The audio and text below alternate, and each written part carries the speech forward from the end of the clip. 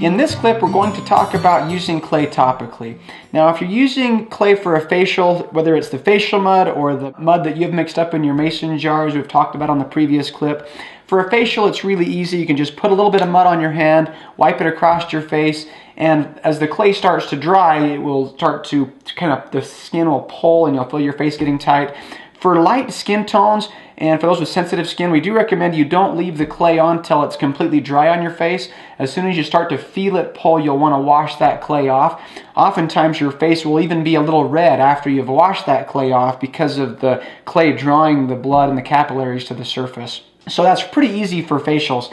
When we get into larger ways to use clay, whether that's a packing a foot or a big burn on the hand, the easiest way to put the clay on, you could use your tube of first aid or any of the clay, and you could put that on this way, but again, it's not the most cost-effective way to use clay.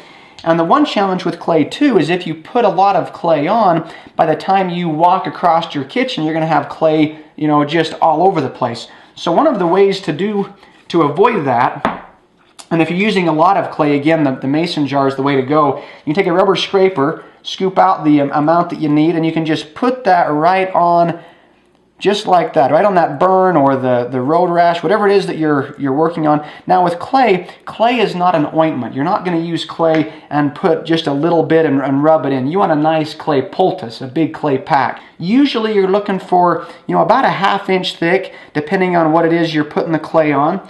And for some things, for a mosquito bite or bee sting, some things you can let the clay dry just like that, other than it would make a big mess. So to avoid that, you could wrap that with a towel. But for burns particularly, you don't want to let that clay dry, because when the clay dries, it will really pull and irritate that skin. So you want to keep that clay moist. You can do that with a damp cloth, with a cheesecloth. It works very well. The other way that we've found that works very good is to use a piece of plastic wrap. And you can take that plastic wrap and then you can just wrap that clay poultice that you've put on.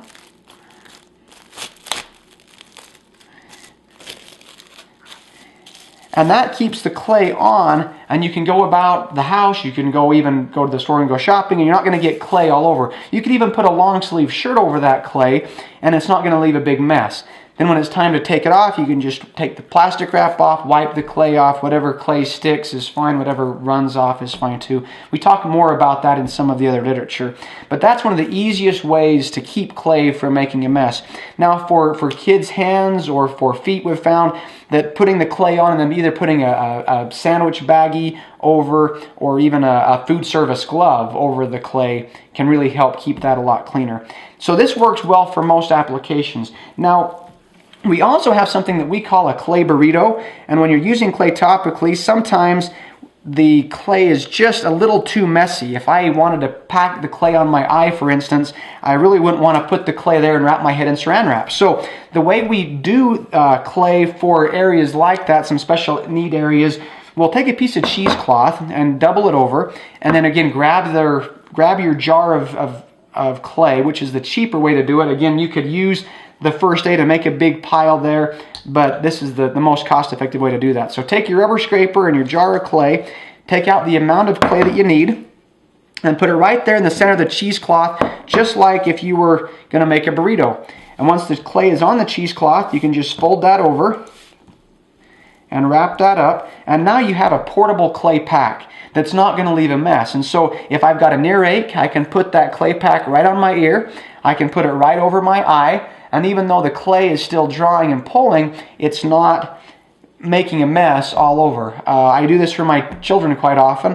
They've got an earache, we can make them a nice clay pack. They can lay on the couch, they can lay on the floor, put the clay over their ear, and they're not going to get clay all over their bed or the floor or anywhere else. So it's just a really handy way to use clay. So again, whether you put it on topically, which you could put it on like a bee sting, you want to cover the bee sting, just like that. You can let that dry just like it is. As that dries, it'll help dry out that for a bee sting or a spider bite. Mosquito bites work very well, poison ivy. If you are concerned about a mess or it's a burn, make sure you cover it like we've done here with the saran wrap. And then also don't forget the importance of the clay burrito. Very handy ways to use clay topically.